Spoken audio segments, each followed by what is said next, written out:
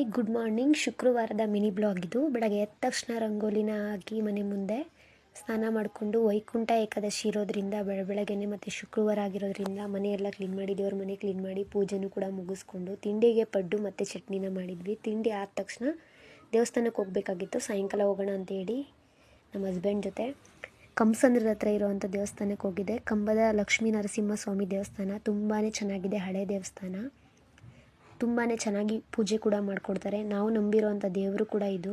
ನಾವು ಕಷ್ಟ ಸಮಯದಲ್ಲಿ ಬೇಡ್ಕೊಂಡಾಗ ಒಳ್ಳೇದು ಮಾಡಿದೆ ನನಗೆ ತುಂಬಾ. ಹಾಗೆ ನಾಗರಕಲ್ಲಿಗೆ ಪ್ರದಕ್ಷಿಣೆ ಹಾಕ್ಕೊಂಡು ಮತ್ತು ಅಲ್ಲಿ ಏನು ವಿಶೇಷತೆ ಅಂತಂದರೆ ನಾವು ಅಂದ್ಕೊಂಡಿದ್ವಿ ಇಲ್ಲಿ ಕಂಸಂದ್ರ ಆಗಿರೋದ್ರಿಂದ ಸ್ವಲ್ಪ ಜನ ಬರ್ತಾರೆ ಅಂತ. ತುಂಬಾ ಜನ ಬರ್ತಾರೆ, ಚೆನ್ನಾಗಿ ಕೂಡ ಪೂಜೆ ಮಾಡಿ ಕೊಡ್ತಾರೆ. ಆ ದೇವ್ರನ್ನ ಏನೇ ಕೇಳಿದ್ರು ಆ ದೇವರು ಆದಷ್ಟು ಬೇಗ ಈಡೇರಿಸ್ತಾರೆ. ಯಾವುದೇ ರೀತಿ ತೊಂದರೆ ಆಗಿಲ್ಲ. ನಾವು ನಂಬಿರೋವಂಥ ದೇವರು ನಮಗೆ ಯಾವುದೇ ರೀತಿ ಕೈ ಬಿಟ್ಟಿಲ್ಲ, ತುಂಬಾ ಒಳ್ಳೇದು ಮಾಡಿದೆ. ಹಾಗಾಗಿ ನಾವು ಯಾವಾಗಲೂ ಈ ದೇವಸ್ಥಾನಕ್ಕೆ ಬರ್ತಾನೆ ಇರ್ತೀವಿ. ಮತ್ತು ನೀವು ಕೂಡ ಆದರೆ ಬನ್ನಿ. ಕಂಸಂದ್ರದ ಹತ್ರ ಇದೆ. ರಾಘವೇಂದ್ರ ಸ್ವಾಮಿ ಮಠಕ್ಕೆ ಬರಬೇಕಾಗಿರೋ